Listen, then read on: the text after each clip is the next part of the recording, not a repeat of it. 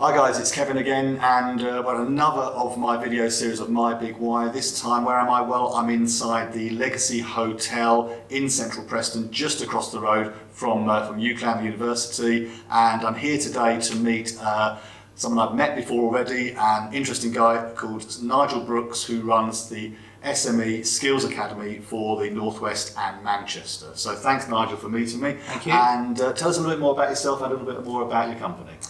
So SME Skills Academy is a sales consultancy. We are business growth specialists. What we help companies do is dominate their marketplace, dominate themselves, dominate the competition through the medium of increasing their revenue. So rather than a business coach that will look at the internal infrastructure, we help companies grow by growing their top line specifically with sales development systems that are proven to work. So strategy, attitude, process and pitch. You increase all four of those, your company's revenue goes up, so you can spend it on the things that you need to grow the business, if that makes sense. Absolutely, it does indeed. So that applies to any business, I guess. So Any small, business. medium, large. Any business. I get asked a lot, what's your target market? And it's like, well, every company, whatever it is, has only got to do two things. One, provide value to its client base, and two, sell that value to its client base. Everything else, accounting, staffing, marketing, comes additional to those two things. Yeah. So, I can help anybody, but what I look for is that mindset, that demographic of my business can be bigger, it can be better, don't know how to get there. So that's where we come in. You've got to have a starting point. Somebody has got to not know how to do it, but want to do it, want to try. So to give you an idea, we've helped kind of the smaller company get from £2,000 a month to £8,000 a month. On the larger end of the spectrum, we've helped companies go from 50 grand a year to 50 grand a month in just 8 months, because the systems work. And sales is easy. People make it difficult for themselves, and we try and take that pain away with systems that anybody can use. Yeah, and I guess there's also, a lot of people, obviously in sales, in some respects, more a service industry as an estate agent, but I understand the concept of that, and I think sometimes it is a mindset. As you said, it's in your head that either you can't do it, or people are not going to be responsive to it, or actually that system isn't going to work without actually trying it. Yeah, absolutely. But because we've got this, I've worked with health and safety consultants, I've worked with solicitors, we've worked with IT companies.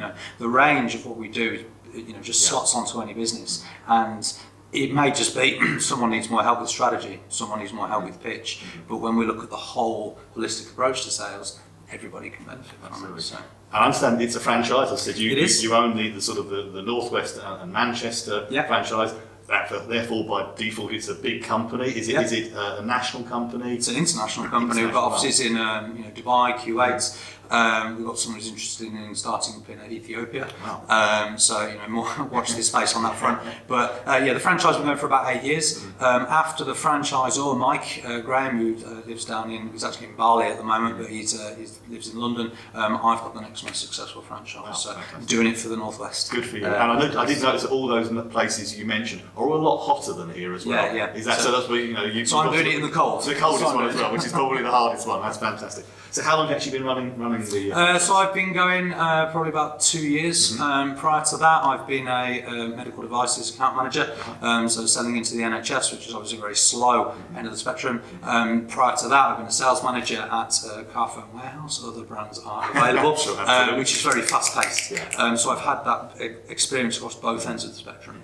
And prior to that, probably the key bit was customer services, which gave me my sales through service kind of philosophy, which I think is key. Absolutely. And you're based up in Lancaster? Yeah. Okay, so that's obviously where you're living in that area as well? Yeah. Okay. But you're not originally from Lancaster, I understand. Where do you come from? Well, if you can't already tell, I am from the Midlands, from my accent. I'm not cursed with as strong an accent as it could be. But I was born in St Coalfield, went to school in Walsall, and I came up here to go to Lancaster University, actually to do biology, because the original plan was to go to medical school. Right. But then while I was doing my Masters at Lancaster in biomedicine, me and my girlfriend had our first had our daughter, and it was 4 years at medical school. I'll miss first steps, words, all that, so I needed to rethink. And medical sales is where I wanted to end up. Got there and then thought, you know what, the grass isn't that green. Lots of travelling around, so I thought, you know what, why don't I just start my own business? Okay. Well, that's obviously a good thought process, and undoubtedly it's been obviously the business's gain and the medical profession's loss, I guess. But so you're busy. You're running a business. I run my business. There are not many days off. That's that I think is anyone who hasn't run a business yet. They don't always appreciate that, but it is one of those things that I guess it becomes your life. Yeah. However, as anybody can tell you, you do need to have some time off. So what do you like to do? What sort of takes you away from the sort of the daily thought process you've got to go through? I do like cooking, the haute cuisine sort of kind of stuff. If I see something fancy on the telly, I'd like to give that a go. I do brew my own wine as well, so I've got about 15 litres of elderflower wine bubbling away in the loft from last summer. I've guitar player. I've been ever since I was about 15. I unfortunately can't play rugby anymore. Right. Shoulder injury, and you need your shoulder in rugby. So I believe so. Yes. but yeah, no, and reading self-development. I think that was kind of mixed, or something that I've discovered when I went self-employed was that the self-development, constantly improving the mindset, the attitude, and so all the greats, Tony Robbins, Grant Cardone, and all that. I listen to their stuff and read their Absolutely. stuff. Well, I hold my hand up exactly the same. As I said, I think over the last few years, as you get a bit older and you start to recognise that there's a lot more to the world and to how to develop yourself as a person. Yeah. And then it becomes quite fascinating, doesn't it? And actually then it becomes a bit of a bug. Yeah. And you read and you absorb stuff and you suddenly realise that you should have done 20 years ago.